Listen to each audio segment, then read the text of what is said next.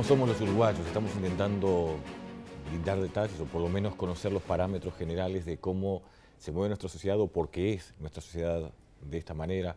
¿Cuánto ha incidido incluso de quienes venimos los uruguayos? De aquellos canarios con aquella, como decían los historiadores del momento, pachorra que los caracterizaba y que los franceses se asombraban porque dormían siestas, por ejemplo.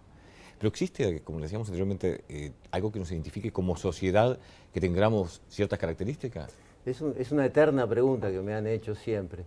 Yo afirmo que sí. De hecho, hace un tiempo una editorial argentina, viendo el éxito de La locura uruguaya, pidió que escribiese La locura argentina. Y ese es un libro totalmente nuevo, es diferente. Por ejemplo, en ese libro se destaca mucho lo que recién hablaba él, referente al ego, que es muy común, y en La locura uruguaya eso afortunadamente no está muy presente. Y hay otras cosas diferentes. Diríamos que no es que seamos totalmente diferentes a otros países, pero sí diría que es un tema más que nada cuantitativo más que cualitativo. Todos tenemos de todo, pero tal vez tenemos más de ciertas características. Somos de repente muy de postergar las cosas, de pensarlas mucho, nos cuesta bastante unir el pensamiento a la acción. Eso cualquiera puede decir que pasa en cualquier país, pero yo creo que tal vez acá pasa más que en otros lugares. Hay algunas cosas y definiciones y nombres que no terminan siendo casuales. Fíjese una bebida, por ejemplo, que se ha hecho muy popular en los últimos años en Uruguay, una bebida alcohólica, el medio y medio. ¿Sí? Un nombre que quizás defina mucho y que hace referencia también a una frase que una vez escuché hace muchísimos años cuando era escolar y que la he muchas veces asociado a ciertos comportamientos sociales. Nuestra geografía es una extensa llanura con leves ondulaciones y a veces uno puede pensar que también nuestra sociedad es una llanura con leves ondulaciones, por lo cual a veces nos cuesta tanto aceptar el éxito ajeno. Parece que el éxito en Uruguay estuviera mal visto. Cuando nos encontramos nos decimos, ¿cómo te va? Tirando. Más o menos. La voy llevando. ¿Sí? Y a veces hasta disimulamos cuando nos va bien. Y la contracara de esto, que es muy parecida, es tú cambias el auto, la casa, en algo estarás. Porque no está tan fácilmente aceptado, por ejemplo, un éxito como cambiar la casa o el auto. Está muy buena la referencia al medio y medio. Yo la asocio con otra frase que es muy popular y creo que nos define bastante bien, que es naides es más que naides. En el medio y medio ninguna de las dos supera a la otra, ¿no? Claro. Naides es más que naides. Sí. Y eso creo que nos caracterizaría a nosotros bastante bien en la historia, en la larga duración. Y creo que esto tiene muchísimo que ver por la ubicación geográfica y la historia que tenemos en Uruguay. Estamos ubicados entre dos grandes potencias, entre Argentina y Brasil, y somos muy pequeñitos. Entonces sería casi absolutamente imposible tener un ego demasiado desarrollado, porque inmediatamente frente a la ampulosidad y el tamaño de nuestros vecinos nos empequeñeceríamos. Entonces, siguiendo un poco con esta idea del medio y medio y del naides es más que naides y de que un presidente puede llegar a un bar a comer una mozzarella y nadie se va a parar a pedir un autógrafo o a molestarlo mientras está comiendo, nadie lo va a importunar ni se le va a venir la gente arriba, porque eso sería avasallar a la otra persona y hacerlo sentir incómodo inclusive. Había un historiador que se llamaba Real de Azúa que definía al Uruguay como una sociedad amortiguadora. Y él lo definía como una sociedad amortiguadora porque decía que no había grandes extremos, ni grandes conflictos, como sí podíamos ver en Argentina y en Brasil. La estructura de poder en el Uruguay siempre fue mucho más débil que la estructura de poder en el Imperio brasileño o en la capital del Virreinato del Río de la Plata, como era Buenos Aires. Entonces creo que efectivamente hay como digamos, un regocijo en no sobresalir en relación a nuestros vecinos, en no ser demasiado ostentoso, en ser austero. A esto venía un poco lo que yo mencionaba al comienzo, con ese espíritu ascético y republicano. Ojo, también mencionaban, y creo que tienen razón, el tema del consumismo, que podría ser una paradoja con lo que estamos hablando, porque si esto es cierto, entonces, ¿por qué estamos tan desesperadamente influidos por el consumismo y por intentar comprar cada vez más?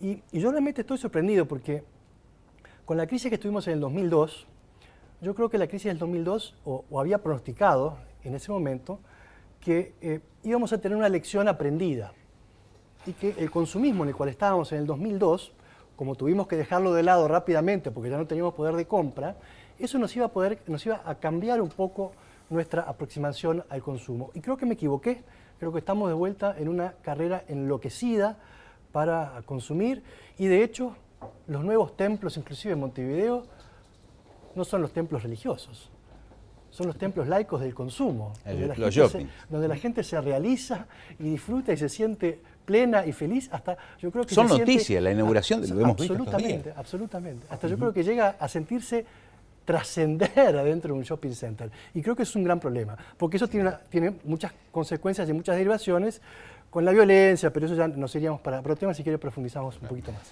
Demográficamente, ¿cómo somos? Vamos a hacer un informe especial hecho por un gran demógrafo que aparte estuvo al frente del Instituto Nacional de Estadísticas, que es el señor Calvo, que de esta manera nos dice cómo somos los uruguayos. Uruguay es un país pequeño desde el punto de vista demográfico, esa ha sido una característica que ha tenido desde siempre en su historia y que probablemente continuará siendo así si esperamos un comportamiento demográfico razonable. Ha transitado muy tempranamente la primera transición demográfica, esto quiere decir que bajó la mortalidad y la natalidad tempranamente. Eso condujo a dos consecuencias: un lento crecimiento demográfico y un envejecimiento de la estructura por edades de su población.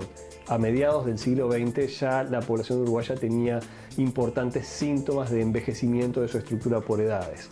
Desde 1985 al presente, de acuerdo a los colegas que han trabajado especializándose en este tema, ha habido una vertiginosa transformación de la estructura de los arreglos familiares o de las familias, podríamos decirle.